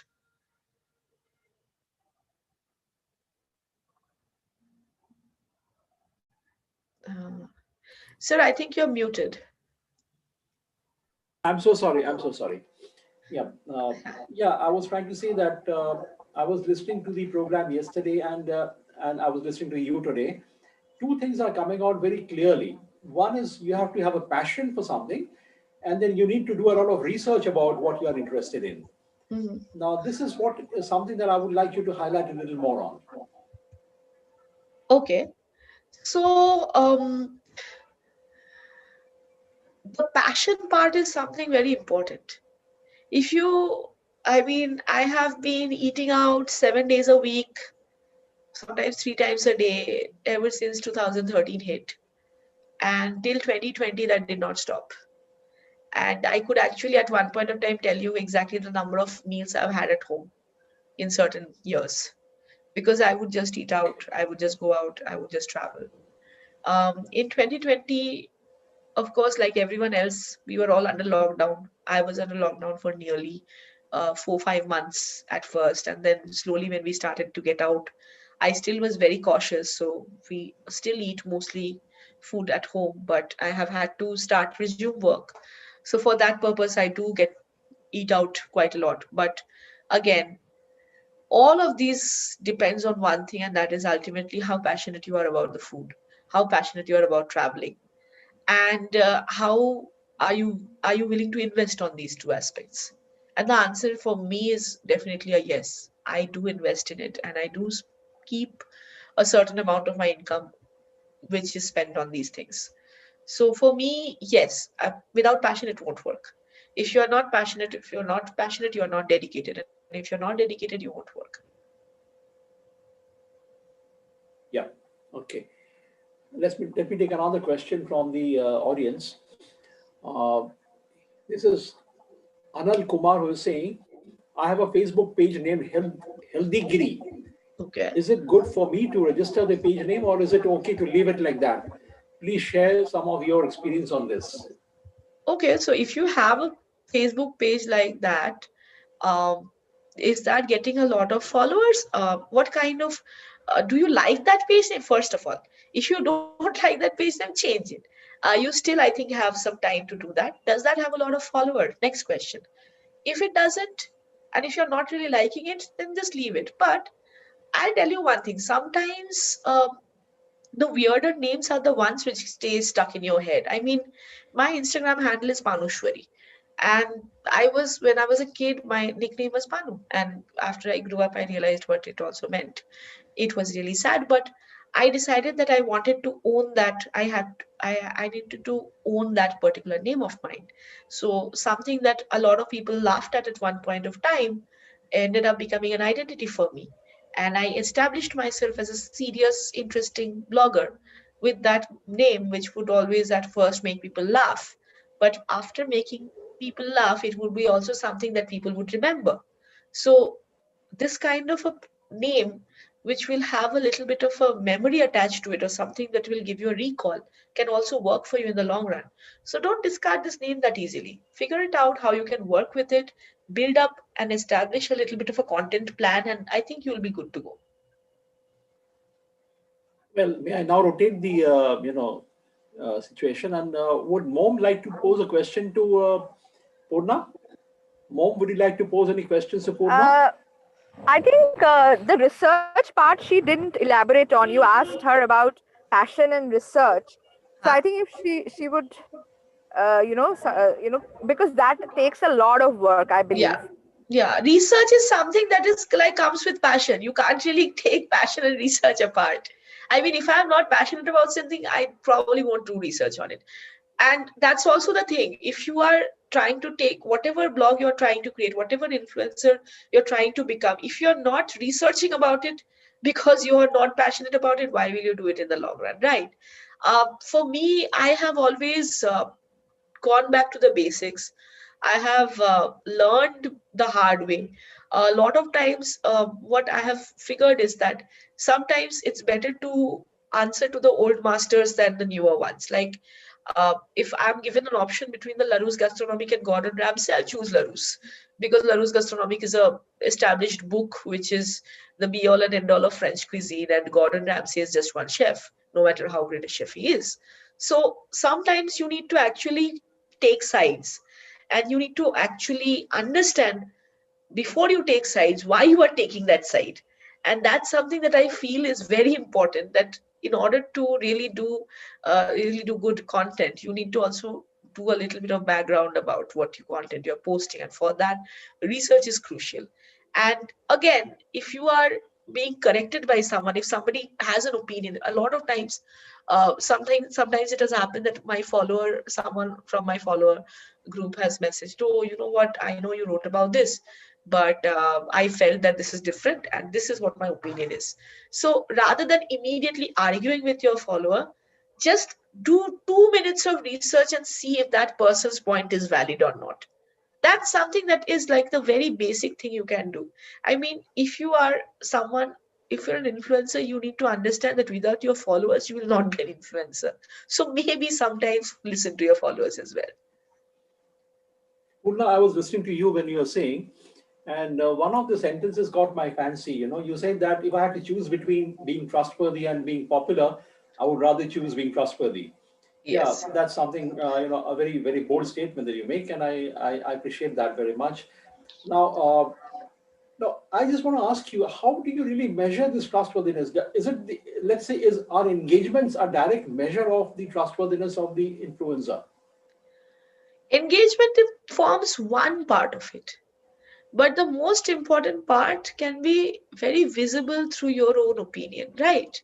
So I'm going to be very honest here when I say that there are a lot of things that I personally don't like about certain restaurants or certain locations or certain hotels. And if I'm asked about them, I would be very candid and tell people exactly what I think of it. But when I'm writing about it, I would personally choose not to highlight it. I would talk about it, but I would not highlight that, oh, this is so bad, this is so terrible, with such a negative attitude, but rather say it out in a way which will help them improve rather than get demotivated. Which is, maybe here they can improve on this, maybe here they might, this looks like something that looks like this, but they can be somewhere else which is better. This is something that I can perhaps say, because that would make it easier for the brand to understand the error and rectify it, right? But if I outright say, no, you are wrong, no, this is bad, no, this is horrible, the brand will get demotivated. So I'll give you an example. A few days ago, I was sent a set of products from a brand which I work with, and they asked for my opinion. It was feedback post. It was not something that I was supposed to post on social media. The brand had sent it to me to get an opinion about what I felt was right and not right about it. And so I wrote back to them saying, okay, I tested them all out. This is where I found you can improve on. This is where I find you guys are absolutely, you have nailed it. So that really is something that I got a reply from the brand where they really appreciated my view, and they sent back a long message of appreciation saying, thank you so much. We really would like to improve on these aspects, and thank you so much for pointing them out. So I would give that feedback to the brand. But when it comes to posting about it, I would prefer choosing to talk about the highlights of it more. And if I have seen something negative, I would also talk about it. But I would not perhaps, go on and on about how bad it is, how terrible it is, how negative it is. Because personally, I feel that that is the best way of dealing with anyone there. Yeah, you did mention communication, vocabulary, and being constructive while Yeah. criticizing, being logical while criticizing, rather than being giving sweeping assessments. Yeah, Yeah. that's right. Let me take another question from the audience. And Ornisha Chakraborty is saying this: there are so many influencers these days doing and showing up more over the same content. So can we be different and attract the audience, since in the beginning it's disheartening to work hard but not get enough appreciation? Mm, so here is something that I would like to tell you, Anisha. Um, I have always believed that when you have the same, when you have the same kind of content as others, and correct me if I'm wrong, but this is my opinion. Um, Whenever we start writing about something, or whenever we start doing something, at first expect the brand to not expect someone to not notice you. Don't do it because you want someone's attention. Do it because this is what your opinion is. If you are doing it differently, don't do it because you think this is going to give you more attraction. Do it because this is how you see it. And if sometimes that this is how you see it is as predictable and boring as someone else's, so be it. But that's your view. I'm more or less sure, I personally believe that a lot of times you will get an influencer writing about the same kind of thing that you have written on, with perhaps the same kind of frame you are doing. Do not let that deter you. Rather think, what else can you do to make it this attractive? What are the other options you can venture out? And then write things which you feel is uniquely your own theory or opinion or whatever it is. Don't always rely on uh, you know similar content, but at the same time, do not feel that you will have to do something differently every single time. Sometimes you can be boring. It's your opinion. You need to kind of own it, right? We have a question from Kritik Bhaduri, who is saying, what should the strategies for starting auto blogs be? How should a beginner start his journey and be motivated to run it along? Okay, so when it comes to cars, I'm very bad at it. But I will give you the same response I will give to any beginner influencer in any genre ever. If you are writing about it, ensure that the subject matter is something that you have at least some amount of knowledge about. I mean, if you cannot tell the difference between a Corsa and an Opal, just don't. Sorry, Corsa and an Astra, just don't. Just don't. Or if you don't know the difference between, let's say, a i10 and an i20, just don't. Just don't. Or at least if you are not willing to learn, just don't. If you are willing to learn, you will have to kind of go back to understanding the history of these auto blogs, some of the popular names in the genre. Some people you might find very interesting, and some people you might not find very interesting. But see for yourself why they're interesting / why they aren't.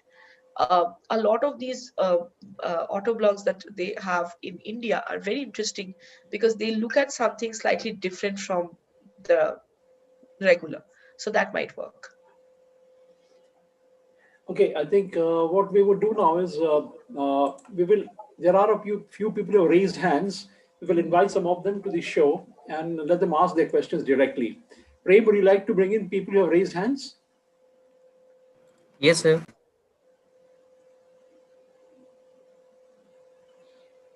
We have got Chinmoy Kumar here. Chinmoy, kindly go ahead with your question. Yes, thank you, sir. Ma'am, I have a question which is is personal to you because you're a food blogger and I'm a foodie too. Okay. I want to ask that how did you acquire the knowledge to differentiate between the tastes of food? Because I like food very much, and according to the people I've been with, our tastes are generally depends upon the mood we are in.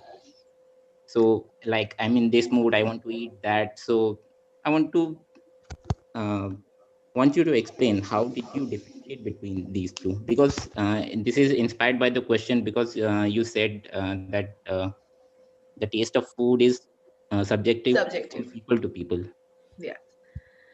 I think So that's a good yeah, question, I think. I think yeah, it's actually really fun to answer this one because when I had worked with a popular food portal, and what they called my taste buds were people which, like, they said you have very popular taste buds. I said, what does that mean? So the answer was that you like kind of food you like, most people tend to like it. So I did not know whether that was a good thing or a bad thing, but it was a thing. Um, but I would like to say that apart from understanding what food is like, the first thing that you need to understand is that what is the thing supposed to taste like? And here, a lot of people will contradict me, but I personally feel that if you do not know how to cook, it becomes difficult for you. Because when you're cooking, you get a lot of understanding of what kind of tastes come from what kind of ingredients, and what is lacking or what is missing in places can only be understood if you yourself know what went in there and what did not. So, like for example, if you are making, let's say, a butter chicken, and a lot of versions are there, there are different versions of that same dish available, let's say, on Moti Mahal as well as on Azad Hind, but that does not mean they are the same. So you will have to understand how Azad Hind makes its own butter chicken and how Moti Mahal makes its own butter chicken, and there actually is no comparison because those recipes are different. Because food is not only subjective, it's also something that varies from people to people and varies from experience to experience. Food is possibly one of the most difficult things to actually criticize. But there are some basic parameters you need to figure out. One of them is what exactly are the basic parameters of this restaurant, of this dish. What aspects are being fulfilled? What aspects are not? And if not, then why not? This why not is not something a lot of people think about. But here, a little bit of understanding about the season, about the ingredient, about the cooking process works. So sometimes I just, after, if I don't like, let's say if I like something, I try to figure out why I like it, and then I go back and eat it again, and then affirm that okay, this is why I like it. And then the third tasting goes in because I said okay. Then I establish it like okay, I like it. This is why I like it, and this is where they are going right. And then I figure out is this similar to what I have had before, and what kind of food is that. So it takes some time to build up that understanding. To be honest. Thank you for your answer, ma'am. And I have a follow-up question. Okay. It is regarding criticism. You have talked a lot about. I've heard that. So, as a food blogger, you sometimes have to criticize the food. Yes. Sometimes. So, No, not sometimes. I have to criticize it all the time. That's what my job is. okay. So, the way you criticize is actually the constructive criticism is the word, if I'm not wrong. Mhm. So, do you, do you fear, or are you afraid to criticize if the ratio of the criticism and the people who like are too different? Like suppose 1 to 50 or 1 to 100, like Wait, that. one second. Can you please repeat the last part of this question? This is it. I I'm mean, not exactly getting it. Ratio of criticism. What do you mean by that? suppose you don't like the food, and there are many people around who are around you who actually like, but Mhm. it's your job to tell them what do you feel like. So do you get, i mean I mean do you Okay. hesitate to Okay. criticize them No, not like that really. or something? Sorry. This is one thing that I have never hesitated on. The thing is, it has happened actually.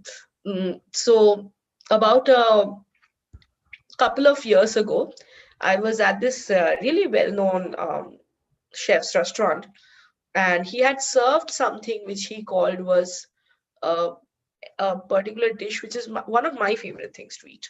So I went there with a lot of expectation that, oh wow, I'm going to get that.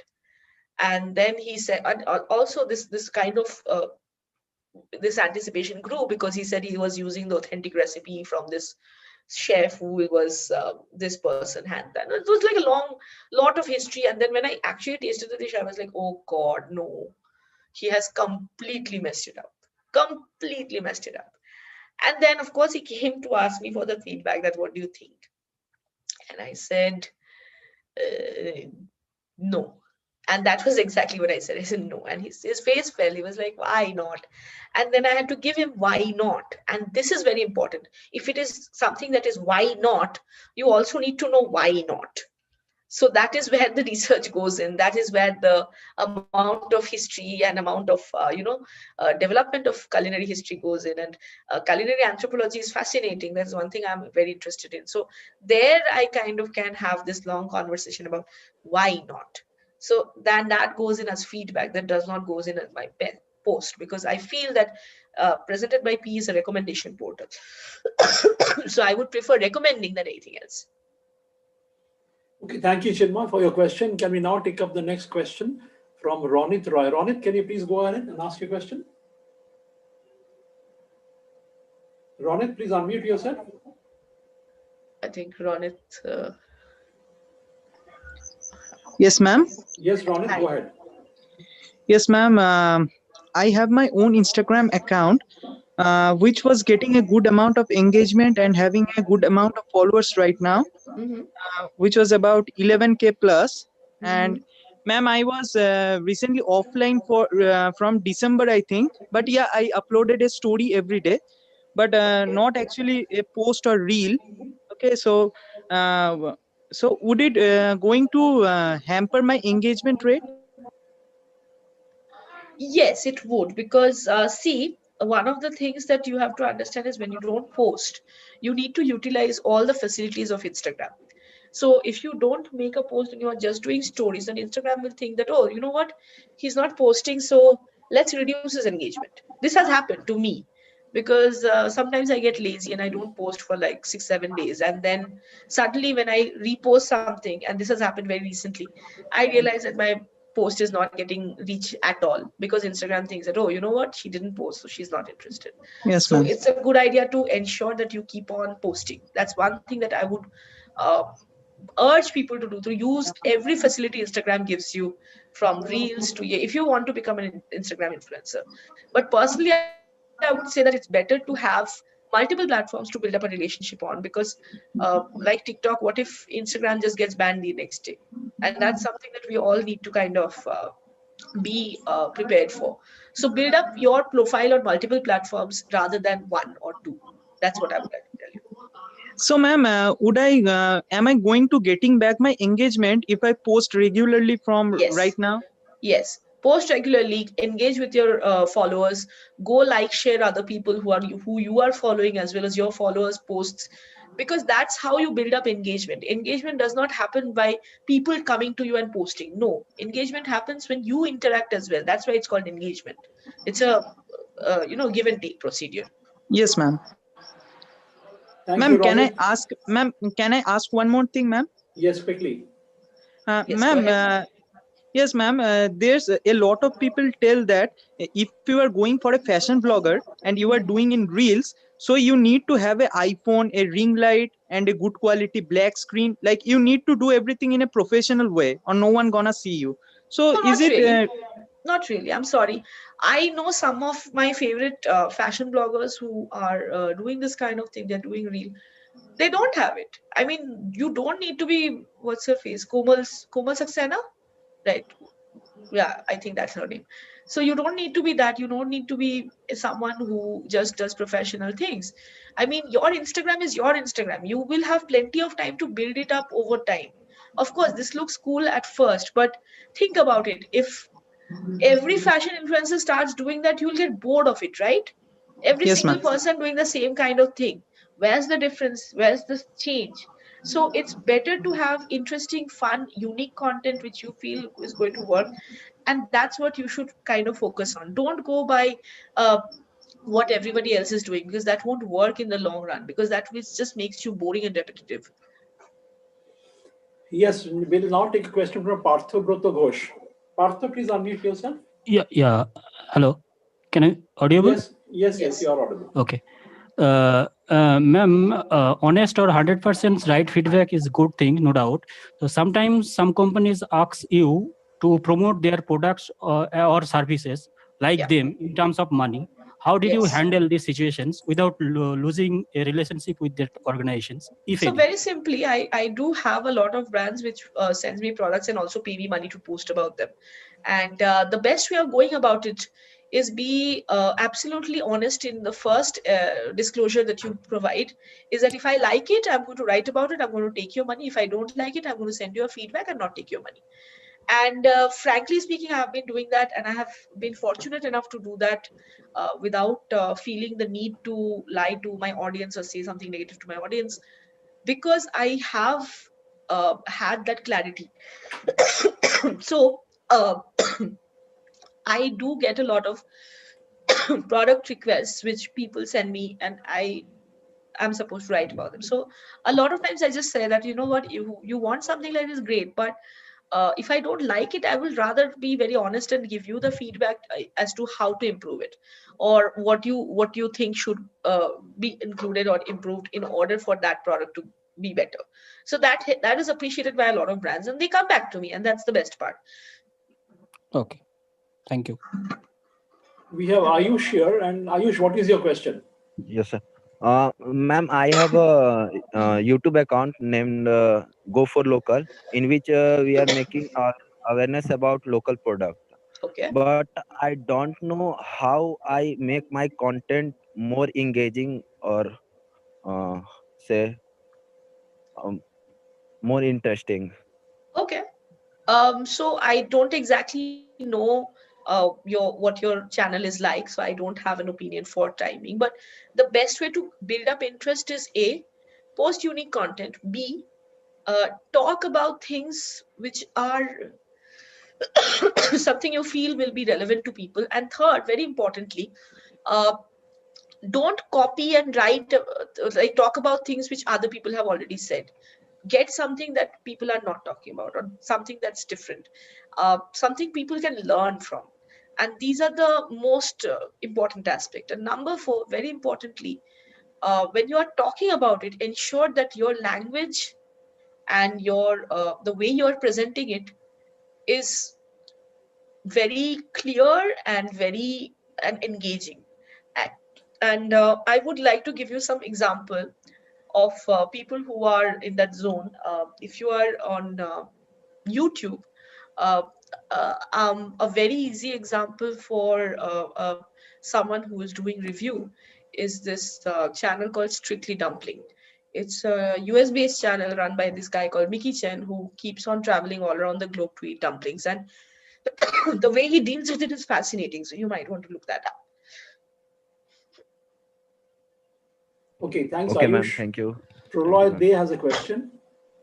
Yes, respected speakers. My question is that, ma'am, does human psychology change with the ongoing trend of social media?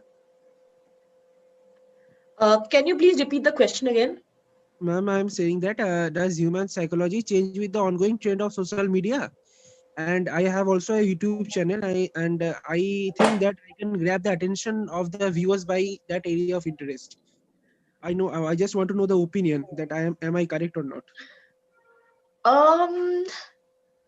So I would say, as a YouTuber, you have seen that sometimes YouTube will push your content through to other interesting things, and sometimes it will just keep it to itself, right?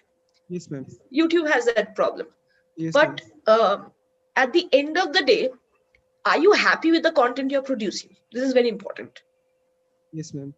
If you are, YouTube has this great quality of one of these days picking something up if it is relevant or if it is trending. So a great way of doing YouTube better is to keep on creating relevant content, which is also trending. And you can very easily go find what's trending on YouTube in your genre just by going to YouTube Ma'am, trending. I just need to know one thing, that psychology depends here. Yeah. That what human wants, what the world wants. Yes. Okay, thank you, ma'am. Thank you so much. Absolutely, it depends here, and not just that. Let me just add here that at times I have created great posts, and I have at the end of it felt like it did not get received at all. Okay, nobody liked it, and I felt very demotivated afterwards. But at the end of the day, it also I realized that I give my 100%, so I can't say that I did something terrible. Shudeep, what is your question? Please unmute yourself. Yes, go ahead. Shudeep, please unmute yourself and ask your question.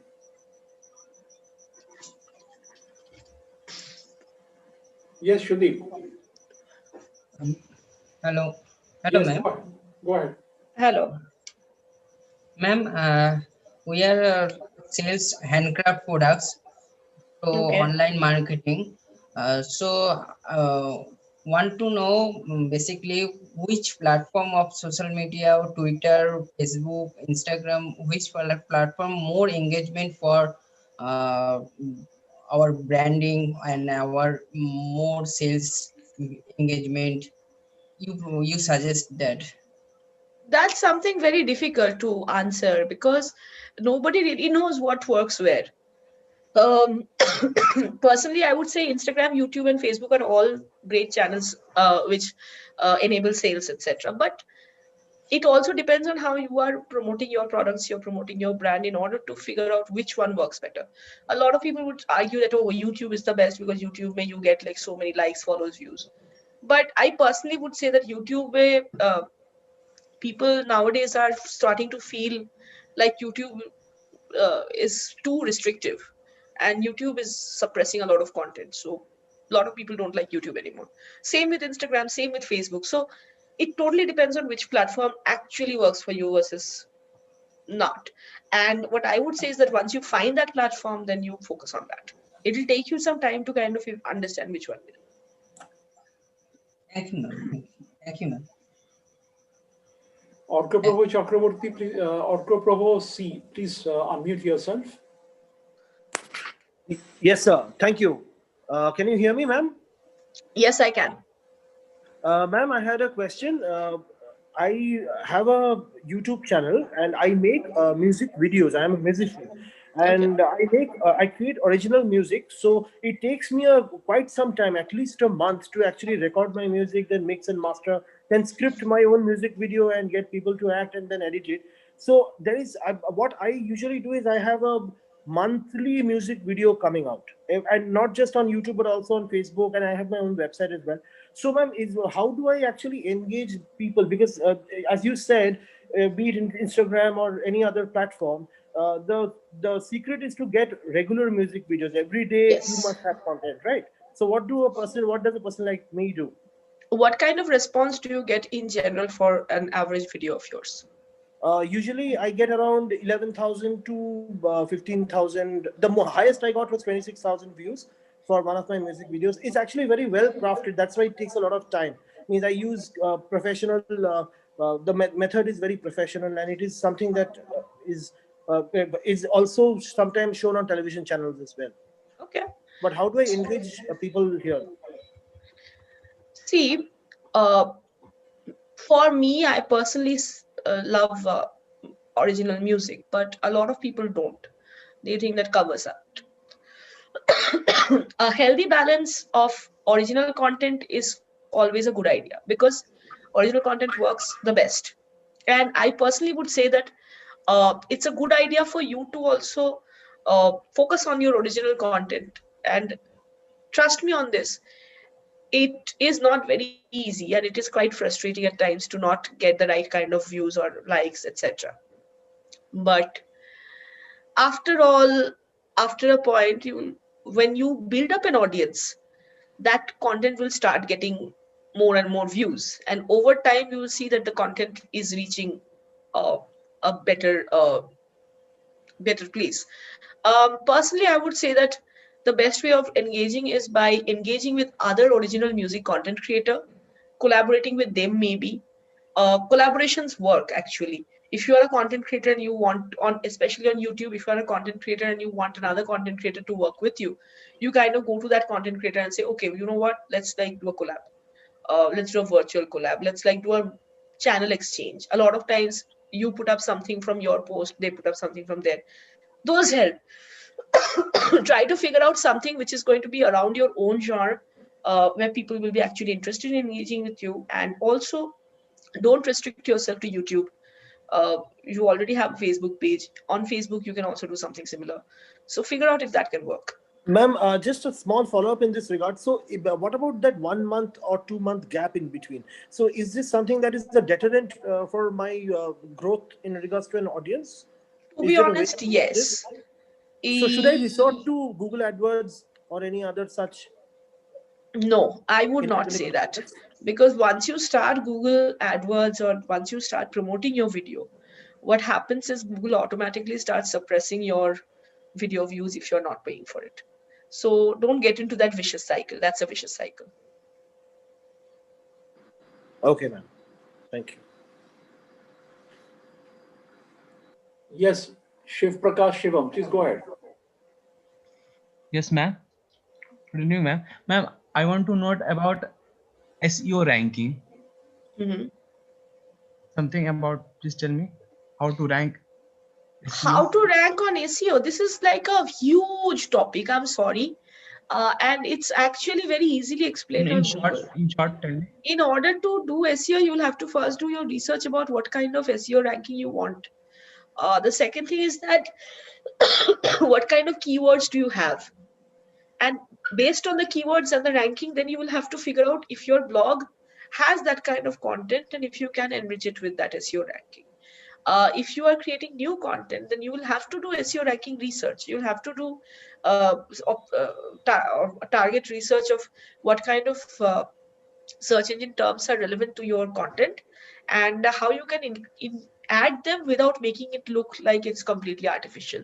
So this is something that's the very basic you'll have to do. And there are huge number of blogs and huge number of websites on the internet which is all about SEO ranking and search engine optimization solutions. I would suggest you go through them. Okay, ma'am. Thank you, ma'am. Shrey Samu, please go ahead. Yes. Good evening, ma'am. My question is that I have an Instagram page on which I write on national issues. So my problem is I am not getting too much followers because I do not even post much of the content as there are not many national issues. So how can I increase my followers? See, if it is national issues, I'm assuming it is political. Yes, ma'am. If you are on political scene, Instagram isn't really your platform. Because Instagram is not exactly the platform which is known for its political opinions. You probably will work better on Twitter or Facebook because both of them have much more political things than anything else. Thank you, ma'am. I think there are no more raised hands, Prem. Would anybody from the panel want to ask Purna any final questions, because we are about close to closing time? Would anybody like to ask any question? Would Mom like to ask a question? Sir, would you like to ask any question? No, at the moment, I don't have any questions. I think it was a very insightful session. And I knew it would be. That's why I wanted her to be part of this session. So if Dr. Moitro has any question, that would be...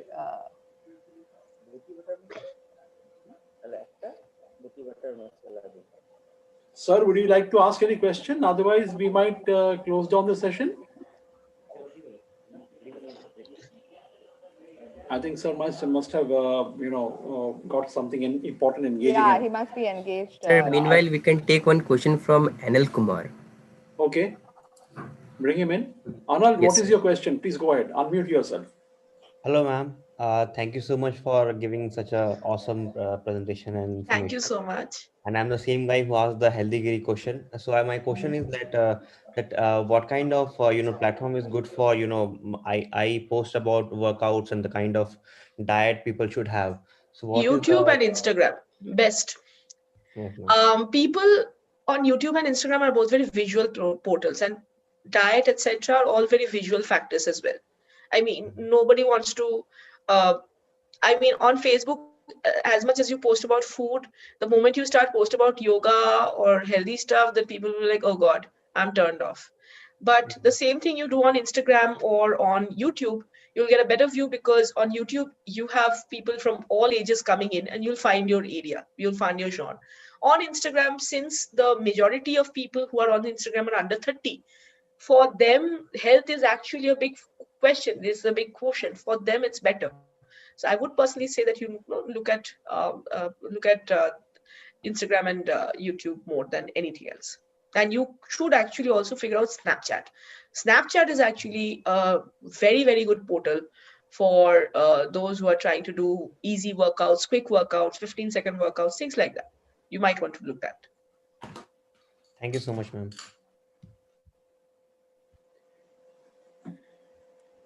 Okay, I think there have been many, many questions, some of them very interesting questions, and Purna has taken great pains to answer them. And her answers have also been very, very interesting and insightful. Thank you, Purna, so much. We can't thank you enough for the wonderful presentation you made, for the wonderful answers you gave to the different questions we had. And it was really wonderful to have you on the discussion panel. And we look forward to having you again, time permitting. And I'm sure you're a very busy person, so maybe you could also find out a little bit of time for such programs for us. Yeah, we're going to immensely benefit many of our students and the others who are watching you and listening to you. Yes. So you are yourself a very big influencer and a social media strategist. So there's a lot to learn from you, and we look forward to future occasions also. Thank you so much. Thank you so much for being Thank with you us. so much for putting me up as one of the panelists. In case you guys don't know who I am at the last moment, my name is Purna Banerjee. I run a blog called Presented by P, and I am on Instagram and Facebook as Panishwari. So do like, follow, and share. So with that, I'm going to take my leave. Bye. Thank you so much. Thank you. Thank You, you, everyone. Purna. Thank you, sir. Sir, I'm not able to reach you. Thank you, Mom. You can also take your leave. Thank you, all the participants who have Thank you, taken a lot everyone. of time and listened very attentively to Purna, and hopefully have learned a lot of things and taking away a lot of things from the session. Look forward to having you tomorrow and the day after also. So this program is going to continue till Friday. So look forward to seeing you again on our program. Thank you.